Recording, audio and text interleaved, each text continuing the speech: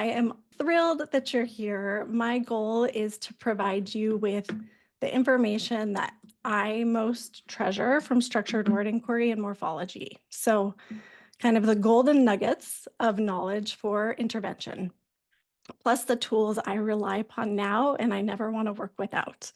So, my hope is to reduce barriers that make it feel unattainable or too risky for those who are just getting started and to help propel others with, things that help them keep their momentum going. One thing we all have in common is our goal to serve those in our care to the best of our ability. So we are all people who are searching, who are seeking, who are questioning out of our desire to help those in our circle. Some of us have studied the basics of structured word inquiry or morphology and still feel a little stuck in analysis paralysis or how to get started. Some are wondering how SWI works to address specific goals for students, or how do we, practice this in different ways. Some people just want to get comfortable with incorporating morphology at all. So there's a lot of different things here. I really try to work to help all of you, and I will continue to build out things for the course to help everybody in the different places they're at. I decided to make this course because I felt all of these things. And sometimes for me, this was a really lonely journey. When I was getting started, there were some circles where I didn't feel comfortable asking questions. I was always worried I wasn't going to say something right, or I felt like I never knew enough. Thankfully, the tide has shifted more positively, and yet I still want to acknowledge that tone can come up in all areas of the literacy world. The reading wars is a thing. And this is a space, my place. I want all questions to be welcome. I want you to be able to say you use any literacy program and talk openly about it. There's no shame in that. We can all have healthy discussions about differences and still support each other. I am not SWI or bust. I am best intervention or bust. So what I'm doing may change. But I've been using this framework and tools for nearly a decade, and I truly have only grown fonder of it, which is not the case for things I used to do. I believe these tools are really versatile and evolving and will continue to evolve, and I love that. This course addresses some of the challenges unique to those of us providing specialized literacy intervention. We have a unique role in the literacy education world, which demands a lot of our skills, but it also gives us really special opportunities. Most of you know I'm a speech language pathologist. I started my career spending hours in an intense long-term ICU hospital with ventilator-dependent patients. And that high mortality rate broke my heart. Working weekends and holidays was no fun. And an SLP friend and mentor lured me to her clinic in Seattle. So this clinic provided language and literacy evaluations and intervention to school-age kids. The clinic director always had her nose in research, and she just encouraged us to implement intervention accordingly. So we were doing Orton Gillingham phonics-esque work to teach word-level reading alongside the higher level language work that many SLPs do to build oral and written language skills. I took some time off after having kids, and the clinic was moving to diagnostics only when I was ready to return, so I opened Rain City Reading. One of my first clients was a brilliant child with ADHD and dyslexia who was just constantly poking holes in syllable types. Often asked questions about spellings I couldn't answer. And I'll refer to them as Sunny because they loved Sunny the Dragon in the Wings of Fire series. But Sunny's persistence led me on a journey to find better explanations. Have you all had students that have pushed you forward this way too? Yeah, right? It's often the students that make us find something better. So in 2016, 2017, it wasn't all that easy to find things. I found a few duds. I bought an expensive dud. And one day I was sharing my frustrations with a new neighbor who actually was also interested in literacy and well-versed, and she mentioned Pete Bowers. So I landed in my first structured word inquiry class because of a spontaneous conversation with a neighbor, which feels incredibly lucky to me. But over the years, I invested in all the courses I could. And as I began, my own knowledge of morphology was so limited that I remember wondering if someone was just making stuff up. Like I had zero Latin experience, all of my training in language development, language analysis for speech language pathology. I'd never analyzed written morphemes within their etymological families. It was astonishing to me and sad that I'd missed out on all of this for so long. Like the G in sign, the quest in question, the W in two, like TWO. The wonders just kept unfolding, and I knew I had to start integrating this work into my sessions. So I think it was a little bit easier for me to take the plunge because I was never committed to a particular program, but it still felt like a risk, and I still took it step by step. So, who better to begin with than Sunny, who was my kid that was on a constant quest for answers? And after a few sessions of teaching Sunny just the basics of how words were built, one day they returned to the office, which was just a room in my house, beaming with pride. Kathleen, you know how volcanoes go dormant? And I was like, yeah. They ran up the stairs. And Sunny said, well, that's related to dormir, right? And I speak a little Spanish. Sunny spoke some Spanish. They were in a bilingual program, and they were already making these connections. We hadn't studied the word dormant yet. We had just talked about how words were built. So this very smart child who has this amazing vocabulary and severe dyslexia was able to just grab it and run. And this was my very first unplanned impromptu word study session. I'll never forget it. So we talked about dorm. I don't even think I included like dormitory or dormancy, it was just one of those like on the spot. But the tone and trajectory of our sessions completely shifted. And it was the first time I really felt like my intervention could give Sunny's brilliant intellect the respect it deserved. I don't know if any of you have had experiences like that, but it's pretty amazing. So for me, after Sunny, I was sold. Like this, the first client that I had after her that I started with at the beginning of intervention was also the youngest kid I'd had in many years. Parents had seen signs of dyslexia, ADH early, and this child had many relatives with learning disabilities, so they were just on it. They began with me in the summer between kindergarten and first grade, and I usually don't get kids in my office till first, second grade. So I still followed the scope and sequence that I was more comfortable with of like CVCs and adding in digraphs, the TH and the CH, but I added in affixes right away, and I had never done that before. So we also started practicing more around morphological word families instead of just reading and spelling lists of similarly spelled words like I had done for years before. And with this kid, 12 months later, after 40 sessions, they were ready to discharge. It was amazing for me. And so that was my next experience of just, okay, I've got to keep doing this. I have got to just keep adding and adding. It just all built on, but it was by taking these little steps. I didn't jump from doing what I was doing into full structured word inquiry overnight. And I don't think anybody does. I think most of us just have to do that. We add in little bits when we can. So eventually I started finding myself using the tools and knowledge from SWI more often than not. I realized I was working through the 4 questions in a really circular manner, starting from different places along the circle. So if the person was in front of me with an amazing vocabulary like Sunny, and we're studying the word question, we wouldn't spend much time defining that or talking about what question meant. We'd look at how it was built, what the graphemes were, what the relatives were, and really focus our time there. And then perhaps we talk about meaning with the relationship of quest to question and request, right? And the bulk of the meaning talk would be around those relationships.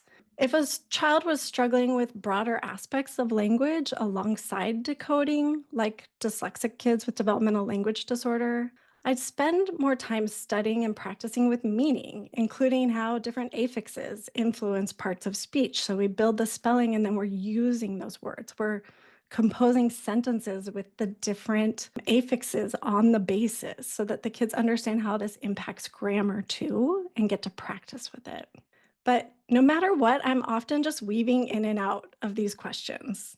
So Sometimes kids need to know what the graphemes are doing. They don't know what the graphemes are. Sometimes the morphemic structures and how it's built is really what needs the most attention.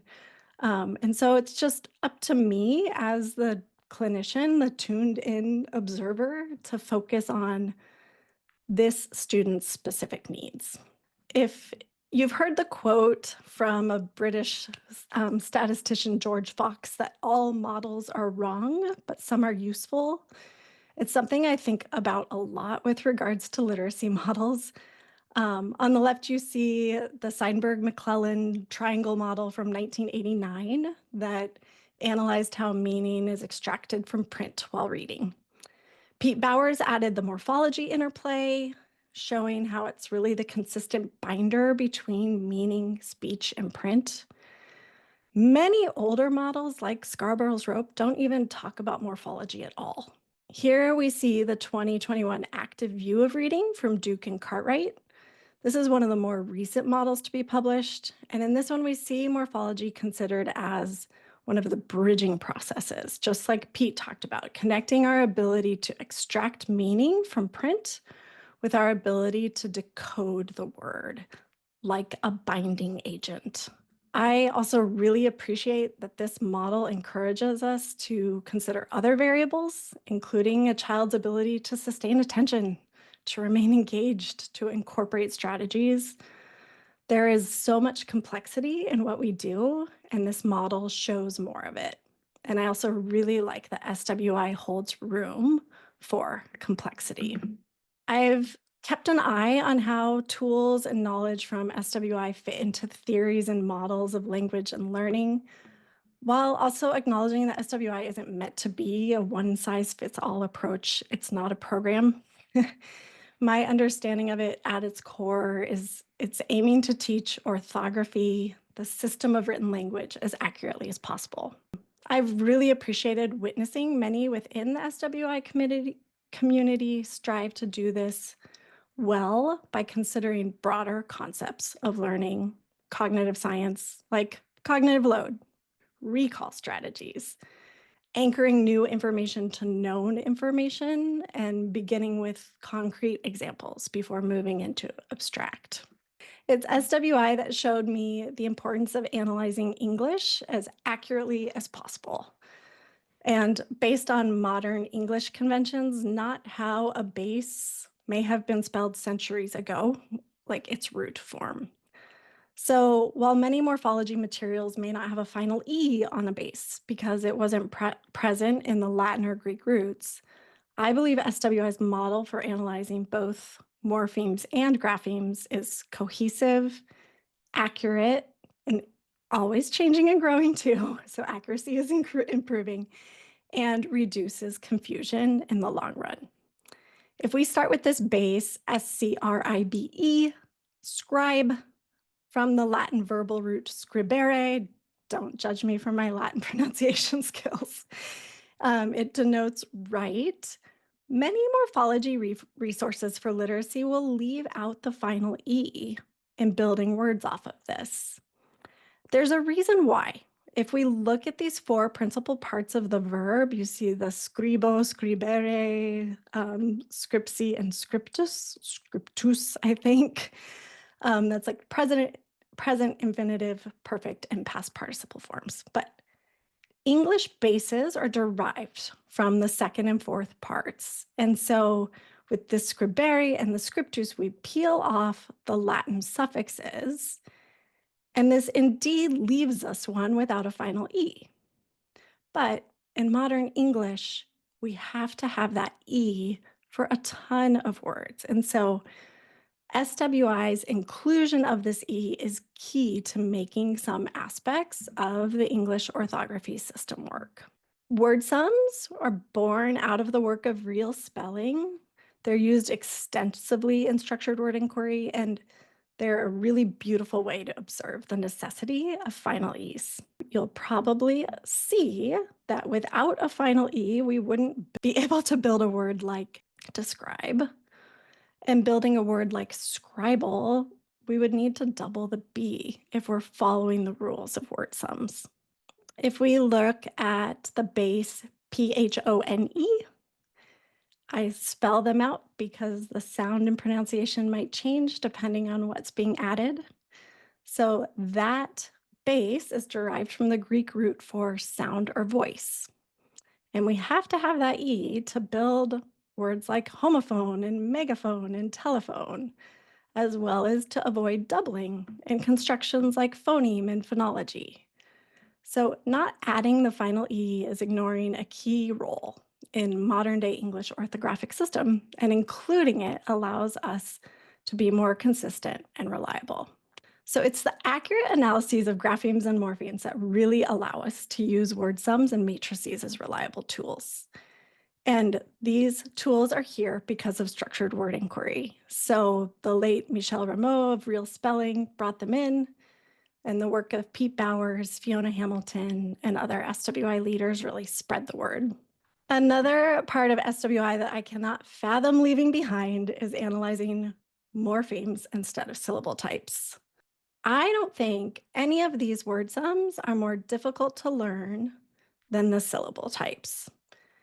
And all of the syllable divisions mask the meaning of these bases.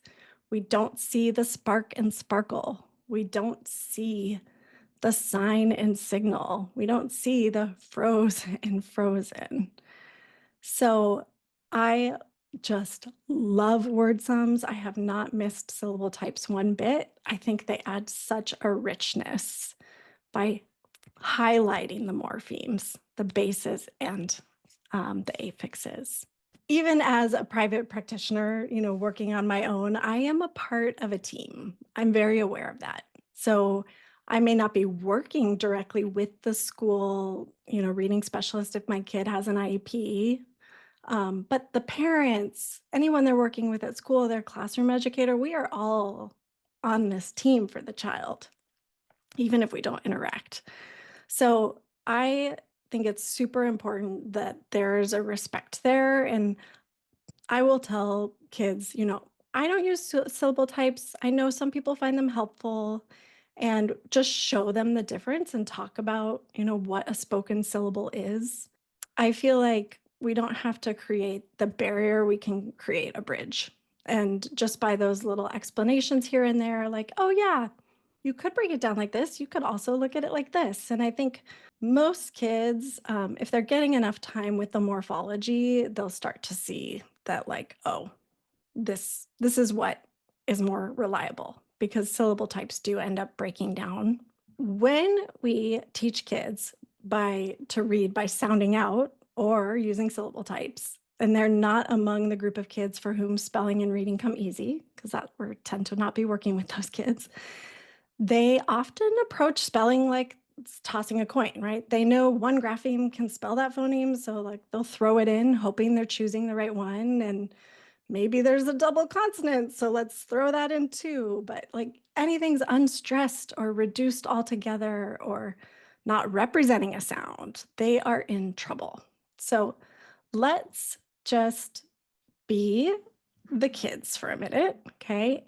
In the chat, I want you to type higher for me, and I am intentionally not giving you any more context than that. So just type the word higher. Okay, I see H-I-R-E. I see H-I-G-H-E-R. Yes, you're seeing my point with these, right? Homophones are a really great way to know how important morphology is. Next, I want you to type the word aisle. Anybody? We've got I-S-L-E, I apostrophe double L, and then A-I-S-L-E. Yes, all of these could be pronounced that way, right? This is a time where like etymology is more important. So thinking through these examples is such a great way to help remember why all of these things have to be top of mind. Okay, now I want you to think about the ways you've seen kids spell the word different. Anybody want to type that in? Yes, yes, because we don't say different, right? And kids, if they're already struggling with spelling, they don't have that picture in their mind. So they're going to go with their pronunciation if that's the only tool they have.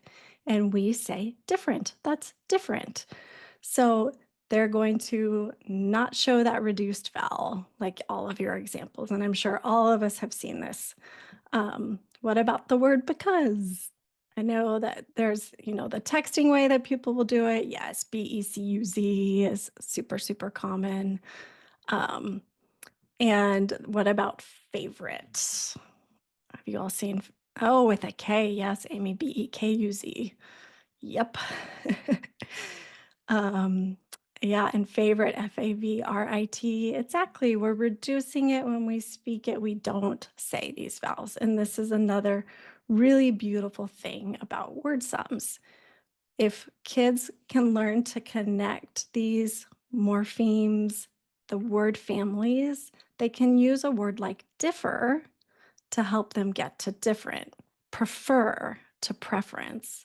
All of these word families have this beautiful flexibility where if we peel off an affix or we add one, sometimes we're stressing something new that allows us to hear a part that's hard to spell.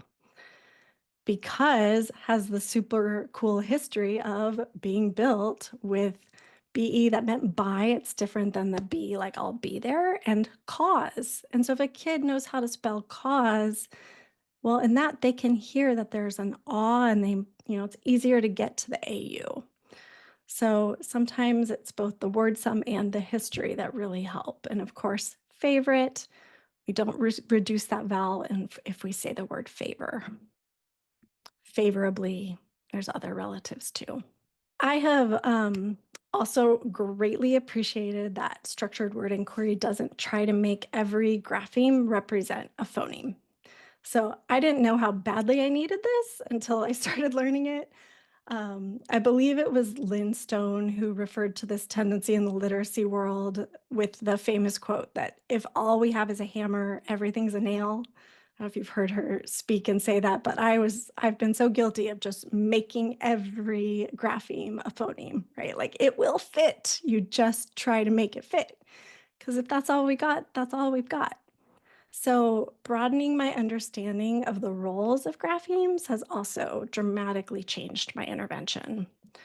I knew graphemes spelled phonemes, but I didn't know about zero allophones like the G and sign. I didn't know about that until structured word inquiry. I didn't know, oh, it's getting pronounced in signature and signal, or the B in crumb being pronounced in crumble. I knew about the graphemes marking others, right? Like a final E marking a G, like in huge as well as the U, but I didn't know about graphemes marking history. And these are so beautiful.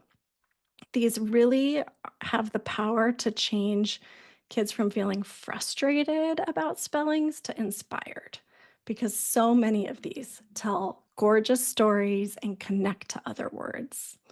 So the system was starting to make more sense.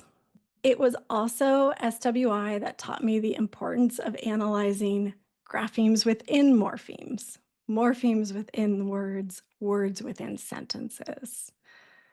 That I must always consider form and function, not just one. So a grapheme, the form, can have multiple functions. And just like we don't know whether fish is a verb or a noun until it's in a phrase, we don't know what a grapheme is doing until it's in a morpheme and we examine the family. And lastly, I love that SWI is not prescriptive. I can use it with any person, regardless of their age, their first language, their dialect, their interests, their ability to sit at length, or any other variable that makes some programs less appropriate for some people. I don't need to make a high schooler start with CVCs or assume there's a correct way to pronounce something and we can't spell it unless we, say it right. And of course, I love the connection that happens when a student knows that I am tuned into them and I care about their interests and I know what's challenging them personally, and want to support their specific frustrations, needs, curiosities, interests. So, as we start to wrap up this part, these are questions that I am still pondering. I wonder if we'll eventually have evidence that starting with simple words isn't actually as effective as many have assumed. Perhaps teaching an extremely stable trigraph like IGH, spelling the I in night and light and bright early on in a child's journey helps provide the framework they need to have more flexibility with understanding grapheme length. And this builds quicker storage into long-term memory. What if learning affixes early on provides a huge boost in confidence in a student's belief in their ability to read bigger words? What if that minimizes their anxiety so much that when they're faced with bigger words, they no longer clam up, right? This becomes this enormously beneficial cycle. And does spelling out loud by grouping graphemes and affixes, does that reduce cognitive load? I think it does. I think this helps them store and retrieve more easily. Could these different ways of learning and practicing actually speed up the typical statistical learning process for a child that allows them to teach themselves quicker and more accurately? As we grow our understanding of the role of motivation, play, experiencing success and achievement early on while learning, will we find we're better aligned with science? I think these topics are really important for progress in our field. So there's a lot we know about learning and teaching literacy, and there's a lot that's still to be discovered. Okay, back to the practical. So now what? We do have to take this knowledge and apply it. So, one of my goals is to always harness a student's strengths and interests to help propel them through challenges. I have to start by observing my student. I've got to choose targets that are meaningful to them, automatically improve their regulation because they're motivated and they're engaged. If they're a child passionate about sea monsters and don't yet know about like an EA digraph, maybe we'll start with the word sea. I believe that one-on-one small group providers can individualize for our students, and that we should whenever we can. We can learn what works best for that child in front of us, tailor our sessions to serve them.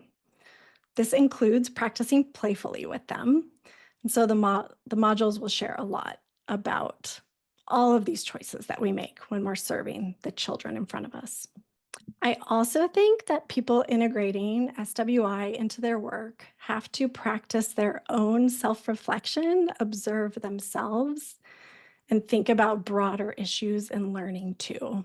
We have to commit to lifelong learning. This is a lifetime's work. None of us will ever arrive at knowing all of this, and we're all going to keep improving our own skills. And we get to reflect on what does and doesn't work for any given child, right? And just more broadly. So since there's no set program, there's no script or scope and sequence, we have to bring our clinical skills to the table. The SWI doesn't prescribe frequency of sessions, how long sessions should be, how to practice, how much reading of connected text to include, how much to write, how often to spell, right? There's so much it doesn't tell us, so we have to use our clinical skills, assessment, knowledge of learning to make sure we're serving kids well. This is hard to do without community. It's really important we find others on the ground to talk through our challenges with.